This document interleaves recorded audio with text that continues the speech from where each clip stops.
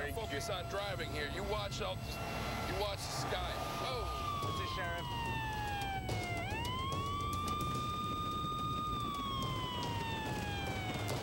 Oh, listen to that. Where is it? Where is it? Oh! 9:36 p.m. Central Daylight Time. National Weather Service Doppler radar continued to trace a confirmed tornado. This tornado will be near Pittsburgh by 9:45. Frontenac by 9. That's the one we're on. By 9:50. Yep. Okay, over here to the right to the left of us, there's a hook, and that would be the indication of the tornado. So I'm trying to look up and to the left to see if I can locate the tornado, the funnel cloud, whatever's lowering down from the base. You see the updraft right here. So it's gonna be right here. Yeah. So this is it. It's right over there according to radar. You watch for what's behind us. I'm watching what's ahead of us. We got a wall cloud and a funnel cloud right ahead of us here. We're coming for you, baby! We are coming for you!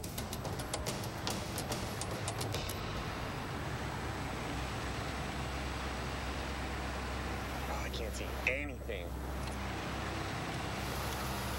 Oh, did it disintegrate? It's still there. We're just getting closer.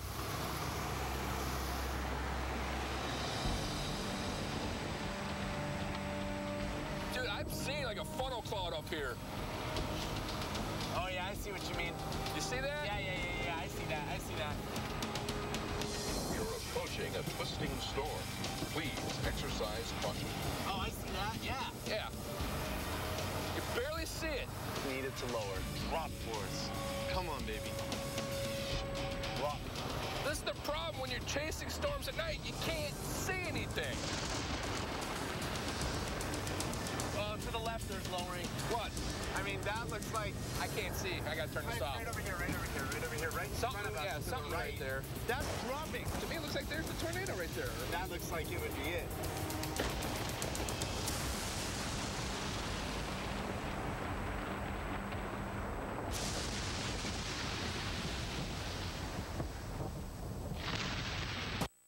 Through the storm and beyond. The Weather Channel, the Winter Weather Authority. Now you're local on the 8s.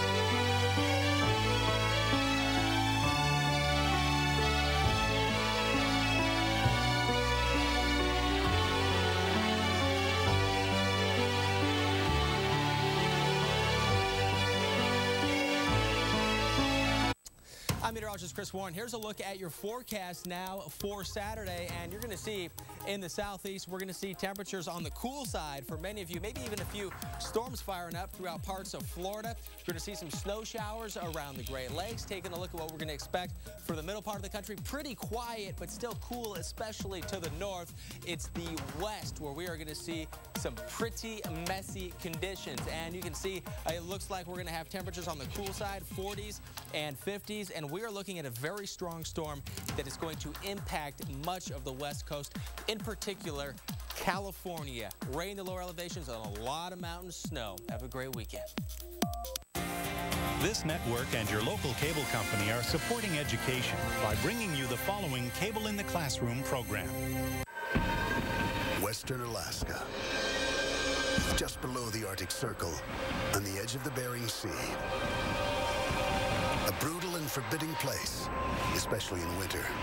It is a very foreign world out there. Whiteouts are common on the coast. There is a whistle in the wind, even if it's not windy on the ground. In Nome, in the winter of 1925, a deadly virus threatens the region, and the city sends out a desperate cry for help. Diphtheria is such a deadly disease. It's incredibly contagious. And for the community of 1,500 residents, icebound and stuck within a prison of ice and snow.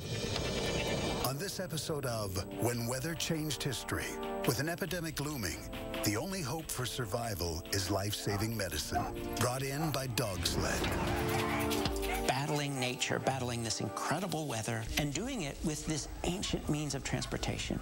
It's a race against time, across hundreds of miles in extreme conditions. This was an absolutely brutal test of how far people could go. An undertaking of this sort was just beyond imagination.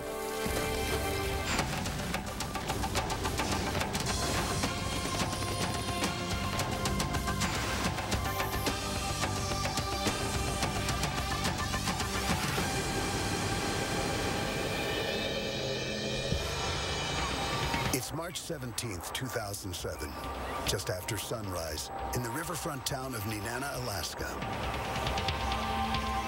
The temperature is 33 degrees below zero, an indication of what's to come for the dog sled teams and snowmobilers who've assembled near the railroad tracks.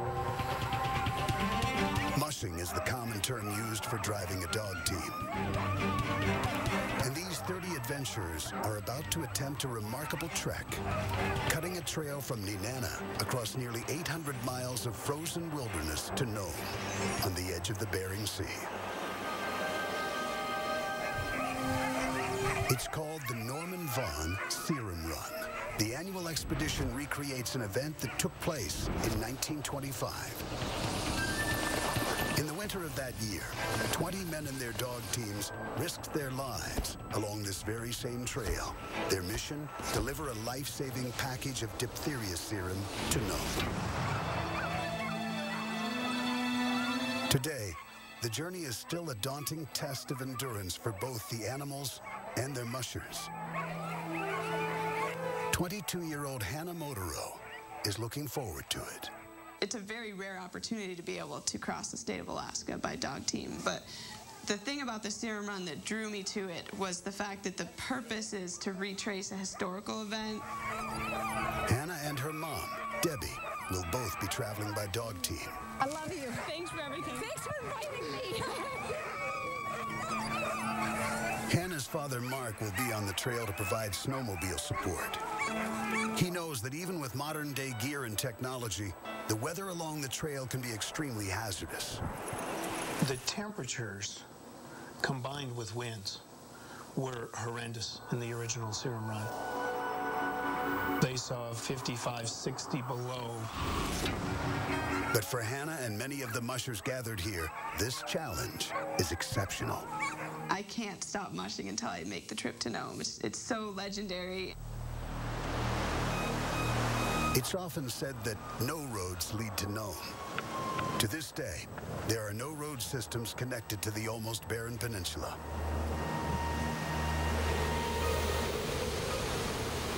The isolation is made even more severe by harsh winter weather. Storms in Nome are a reality of living there. For any length of time, we're going to be faced with strong winds, blowing snow, and blizzard conditions.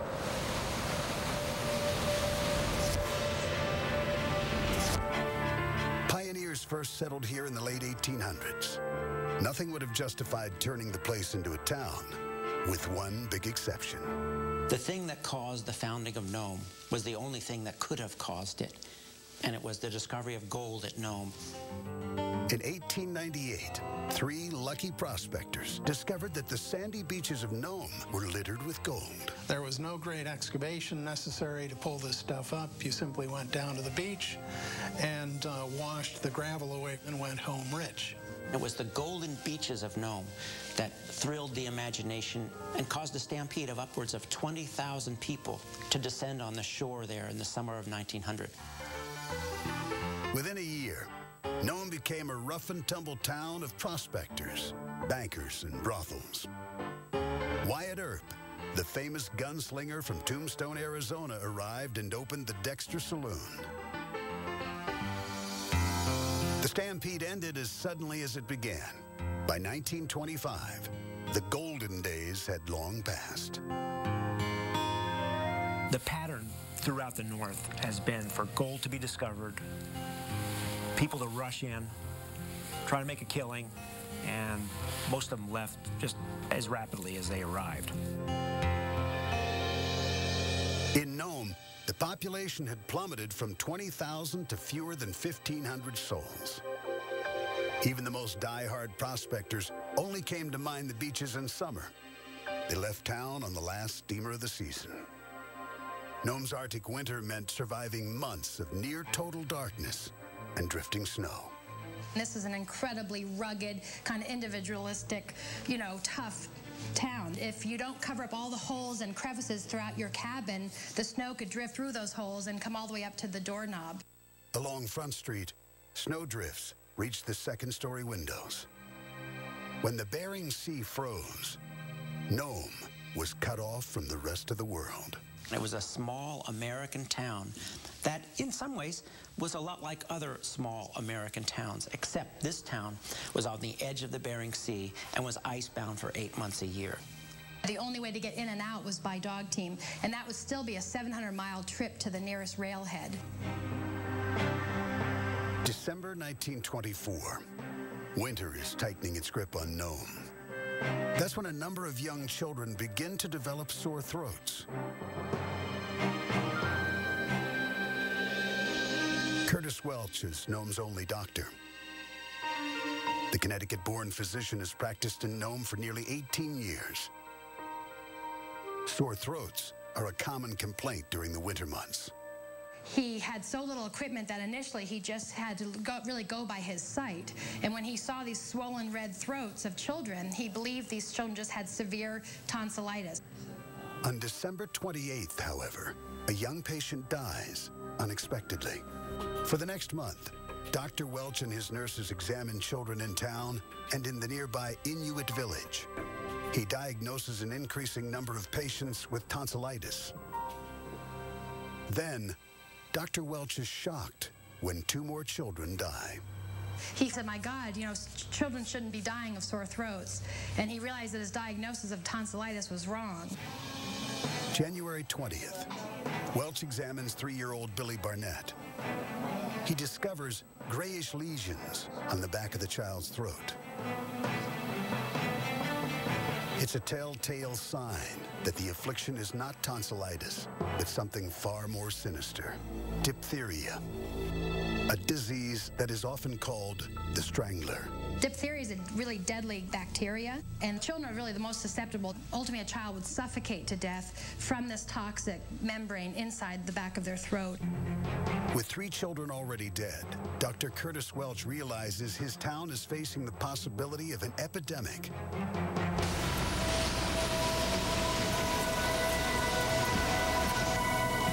Around this same time, a high-pressure system slowly moves toward the Alaskan interior.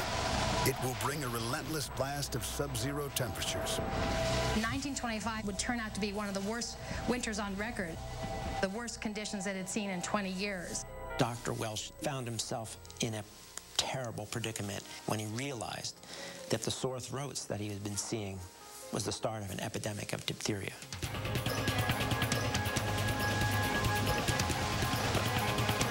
Coming up next on When Weather Changed History, the desperate call for help. It was so terrifying, the threat of the great child killer, the child strangler, diphtheria, wiping out these isolated populations. Half the fun of photography, it's just the adventure of getting there. It just makes you appreciate how beautiful a place the world is. Really realise how insignificant you are. Life couldn't get any better.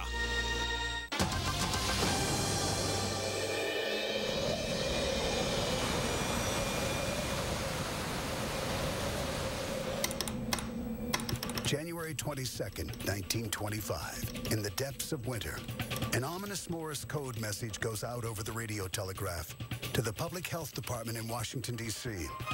The message is from the faraway outpost of Nome, Alaska. No one had heard from Nome, Alaska in years, and yet here was this one lone telegram that alerted the world that this lonely outpost was in trouble. Dr. Curtis Welch reports that 3 small children have died, victims of diphtheria.